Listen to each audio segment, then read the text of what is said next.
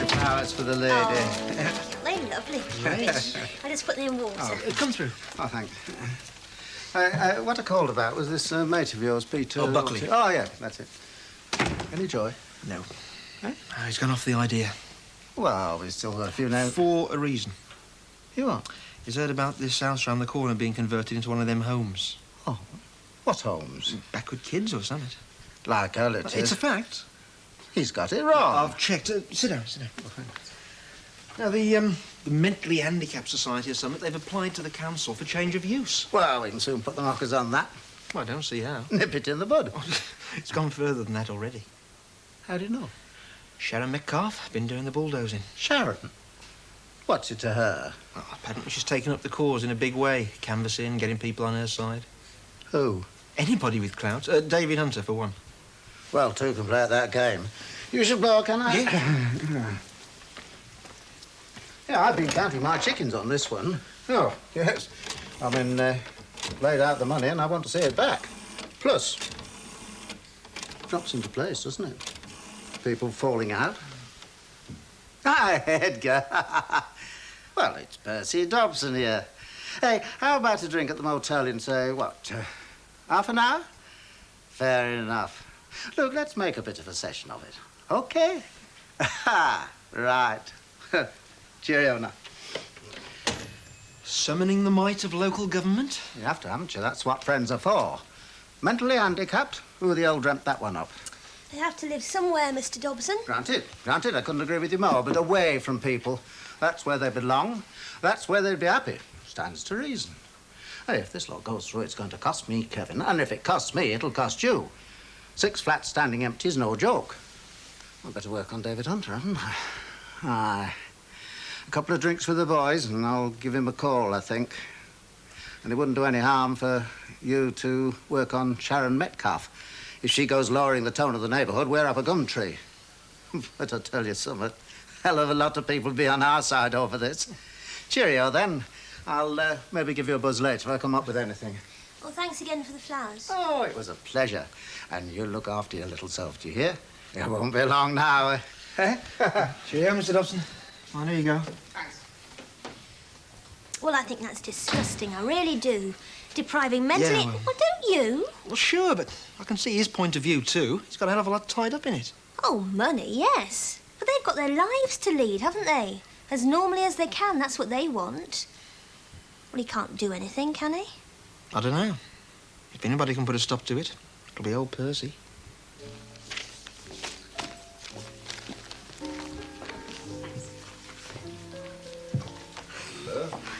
Managed to get a tree. Yes, a beautiful one. I hope it's not going to be too overwhelming. Look, I shall decorate it, and you will love it. Oh, I hear you've agreed to chair this meeting. Adam told you? Well, he sort of mentioned it. We don't really talk about it because he knows I agree with you. Ah, Mrs. Chance, how nice to see you. Oh, yes, and do you keeping well? Well, I can't complain. There's always something. I'll be in the office. Sorry, must go. Actually, I was hoping for a word with you. I mean, could we talk privately for a few minutes? Yes, of course. Shall we go through to the All bar? right, yes. Yeah, have a drink, will you? No, no. thank Oh, well, you. I'd like a whiskey and dry ginger and... are you sure? Or a tonic. Thanks. Well, Mr. Hunt, I'll come straight to the point. We can't let this village become some sort of Lourdes for the mentally handicapped, can we? Oh, that's stretching it rather. Well, King's Oak's not that sort of place. It's for ordinary people, for ratepayers. Well, the fund will see that rates are paid. You talk as though it was a certainty. They've raised a good deal of money just lately. You mean Miss Metcalf has? She has been the prime mover. Yeah, she's tried one or two of my colleagues as well. Businessmen in the High Street. Evans, the butcher. Evans the butcher. Yeah, she got a short answer there, I can tell you. But surely you see our point. I mean, investments are at stake. Harvey? Oh, thank you, Mandy. I'll settle with you later. That's right. Offence will be taken in the business community. Ah, Mr. Chance, would you like to join us? Thank you. No, I'm looking for Paul Ross. In the office, sir. I didn't notice your name on this support committee for the hostel. No, I haven't seen the list. Are you on the committee? On the contrary, I've signed the petition. And I'll do everything I can to stop it. Dobson expects loyalty, that's all. Loyalty? What about right and wrong? It's not that black and white. Isn't it? There's money involved. Oh, and that changes right and wrong, does it? Old Percy speaks for the firm. And do you speak for old Percy? I don't have to. He's going to scupper this lot anyway. What if our baby were like that?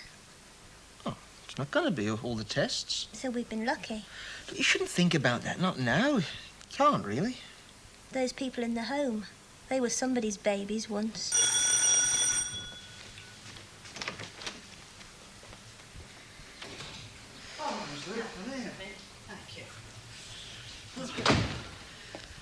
Mum's not in yet, I'm afraid. Oh, it's bitter out. Glen's a bit upset. We've just been talking about this residential place, you know, the mentally handicapped thing. Oh, you wouldn't believe this. But Mary Super's getting signature for a petition to keep 'em out. Oh, I forgot. I said I'd have a drink with Mac after work. Sooner I get over, the sooner I get back. Oh? Yeah, I won't be long. Well, don't be. No, I won't. Just a quick drink. Ta-ra, love. See you soon. It's only natural you should feel emotional in your condition. You think it's nerves because of the baby. Well, you're bound to feel things more deeply at a time like this. I don't know myself, of course, but, well, it's only talk. I just hate to see Kevin jump every time Dobson tells him to. He's worth 100 of Dobson. Well, he's doing it for you, I expect, and for his I child. don't care. I don't want anything at their expense.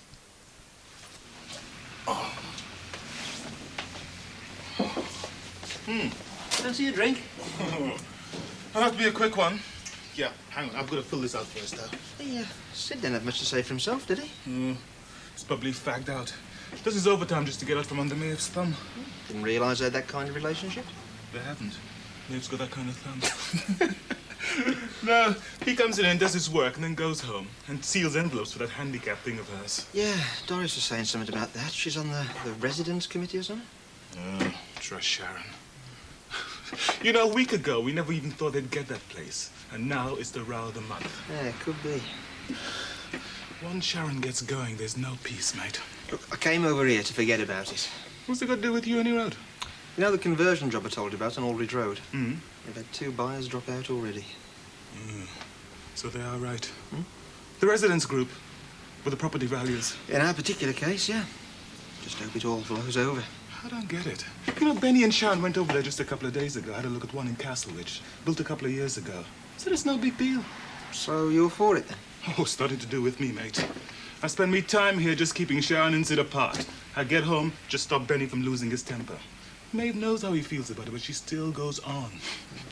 Let's go and have that drink. Right. I'll leave that. Oh.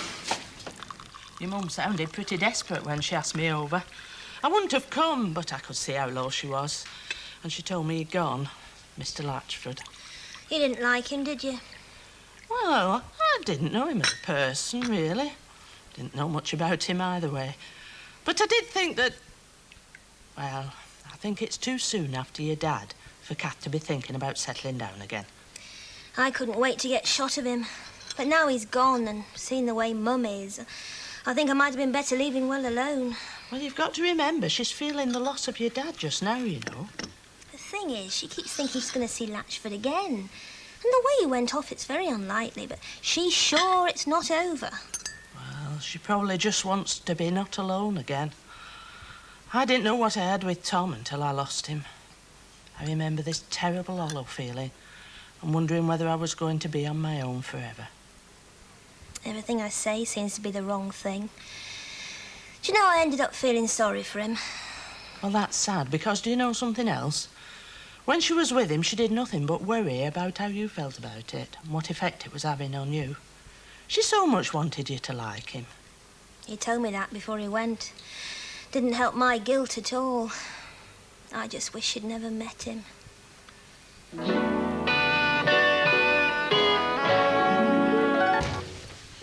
Oh, Doris, I'm so sorry. Mr. Hunter asked me to stay behind and arrange a do they're having in the conference room tomorrow.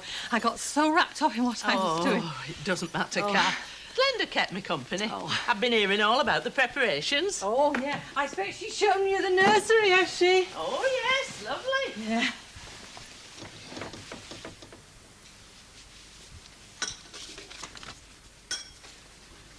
When did this letter come? Oh, I don't know. Kevin must have picked it up. Well, it's from him, it's from John.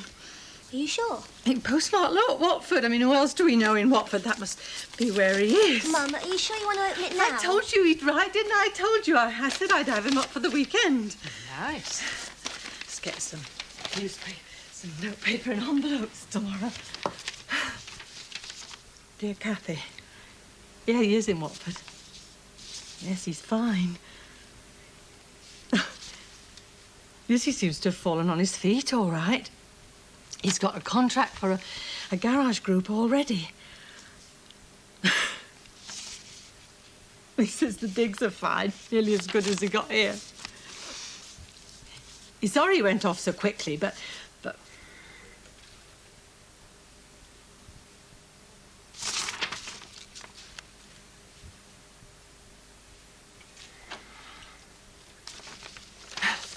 I'm just popping upstairs a minute, love. Pour Doris another cup of tea, will you, love? Mum? Give me a minute. Tell me a minute. No more for me, thanks. What, do you think I should go up to her? Oh, best leave her be. Obviously not what she was expecting. It'll be better if we're down here when she decides to come down again. Obviously was what I was expecting. I did try to warn her. Richard Onslow, please. Adam Chance. Paul, I know they make a mess, but I adore them. Pine needles everywhere. There's no substitute for the real thing. At my old age, I'm beginning to appreciate that. I insist on having a real Christmas tree in reception. Good evening, sir. Yes, I got your message. Mrs. Brownlow won't be very enthusiastic. Oh, rubbish. And Miss Loop will be hoovering all day. Look, it's tradition, and I'm sticking to it. Fine. Well, no, Daphne Philpott suggested it. hang I on. thought it would be a good idea. So if tonight Oh, suits you would. we can Don't arrange you're it. helping me home with my Christmas shopping. Yes, shall we say a table for four at 7:30? The restaurant's fully booked, Adam. Right, no, table for four. And I look forward to seeing you for drinks before. Nobody Tonight you're seeing listens. me. Nobody. Right, you are. Goodbye, Mr. Onslow. Bye. Now, what is the problem? Only just the little matter of who is going to help your darling wife home with all her Christmas goodies. And the slightly larger matter of the simple fact that the restaurant is fully booked. Yes, but David Hunter's got a table booked at 8 o'clock. Yes, only for himself and Barbara. Well, he can change it. Well, you tell him that. Oh, he will positively welcome it, Paul. Smug old thing. David, it's Adam. Yeah, listen. This banker fella, Onslow. Yeah, we've got a second chance. Well, tonight, but it means a meal here if you and Barbara can make it. Oh, yeah, I thought you would. What?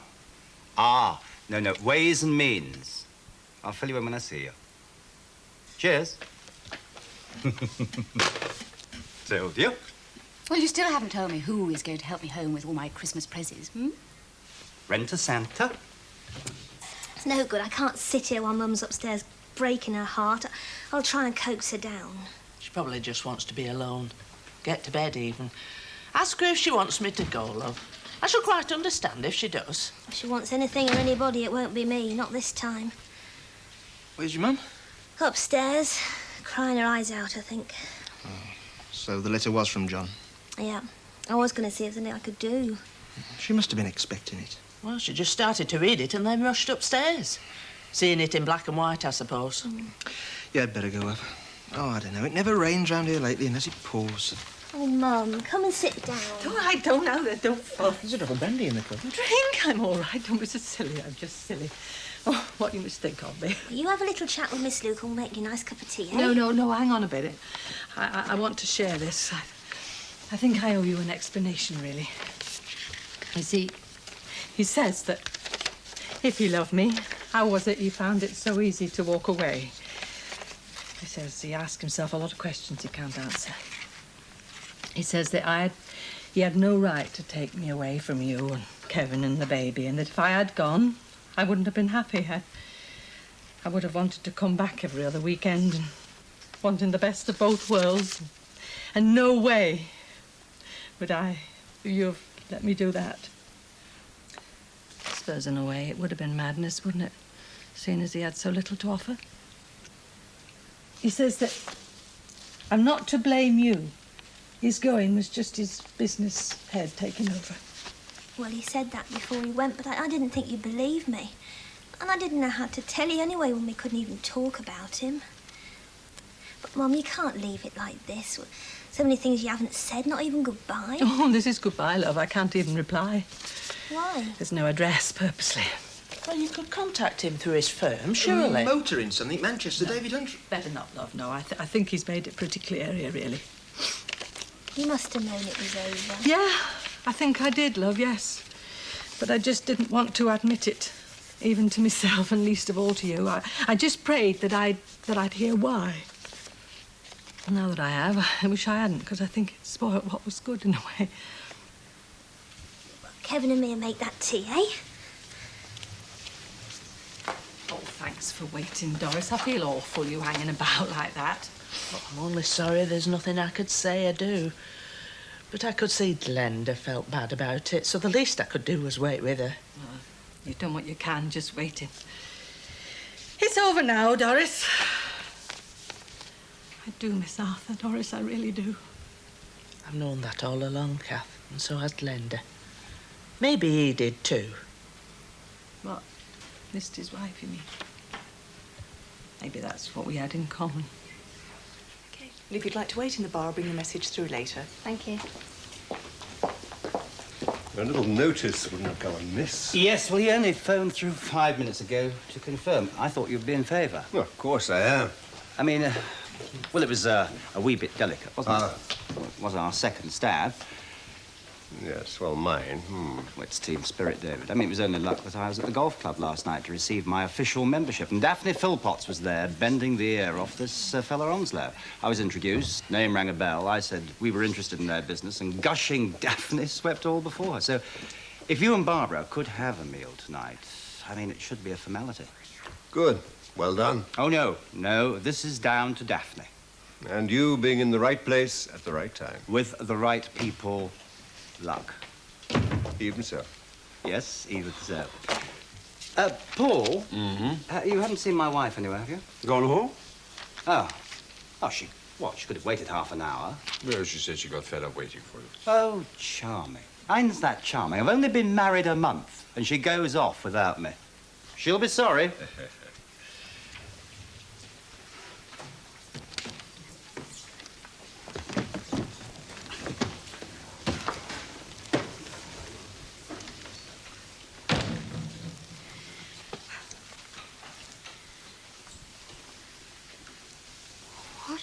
Don't do nothing. Look, I've got lots of Christmas presents here. Just take... Don't you move. Leave me alone. Please, leave me alone. Take anything and go. That's all I'm asking.